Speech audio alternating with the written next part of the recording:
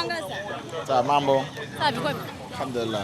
Umetazama mpira bila shaka na nataka kufahamu maoni yako namna ambavyo umeuona mchezo licha kwamba JKT wamepoteza hii leo kwa idadi kubwa ya magoli mbele ya Yanga. Mchezo ulikuwa ni mzuri kwa sababu mchezo umeanza kwa kasi na JKT wacheza vizuri sana dakika 20 za mwanzo, lakini walivyoruhusu goli wakabidi waende kushambulia ili kuweza kukomboa goli na Yanga pata nafasi za kuweza kuongeza magoli katika mechi ya leo. Nini ambacho kimeikost JKT kwa asilimia kubwa namna ambavyo umewatazama au wachezaji? Kikubwa ni experience na timu ya Yanga ni kubwa, na Yanga ukiangalia kwamba mwaka jana waliokuwepo walifanya vizuri. Kwa hiyo waliokuja sasa hivi wana deni kubwa kuwalipa wale waliopita. Kwa hiyo ni kitu ambacho Yanga kinawapa kazi kubwa au nzuri ya kuweza kufanya kuwalizisha mashabiki wao. Tumeona Yanga ambayo inacheza bila Stefan Aziz Ki, lakini performance imekuwa ni kubwa zaidi. Vipi ukiwaza kwamba Stefan Aziz Ki akiwewa anaongeza kitu kwenye hicho kikosi itakuwaje? Kitu ambacho nimegundua kwa Yanga haitegemei mtu mmoja, kwamba mtu fulani ndo akija ashinde au mtu fulani akiwa yupo basi kuna shida. Leo mfano mimi binafsi nimefurahi sana kumwona Shoaboy katika dakika kama ya 66 hivi, na mara nyingi anaingia dakika za nyongeza za nini. Kwa hata mimi leo nimefarijika sana kumwona rafiki yangu anaingia dakika bado ziko nyingi na akaonyesha kiwango kikubwa.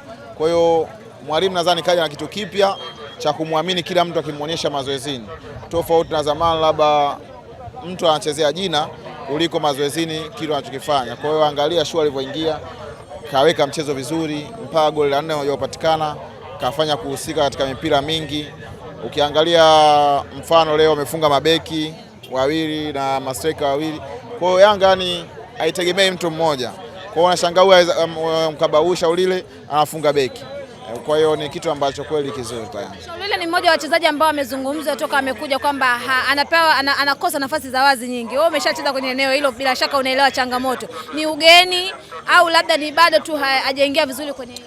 Hapana, Yanga ni timu kubwa na mtu yote akija Yanga, hata mimi leo hii ukinisema na rudi Yanga, mtaogopa kwanza ile jinsi kila siku vitu vinabadilika. Umeona, lakini kwamba kupitia Shaulile kwa jicho lingine Yanga anapata magoli mengi sana kupitia Shaulile, kwa sababu watu 3 4 watamwangalia Shaulile. Hata kwenye vikao vya timu muangalie Shaulile kwa sababu wanajua ni striker hatari, lakini kupitia yeye Yanga wananufaika kupata magoli kwa sababu wengi wamkaba Shaulile. Kwa wale ambao wakabu na Shaulile wanakuta wanafunga, kwa sababu angalia kama leo mabeki wamefunga kwa sababu gani, lakini ukimwangalia Shaulile yupo na watu wawili. Kwa hiyo ukiwa watu wawili maana wengine wanakuwa wako free.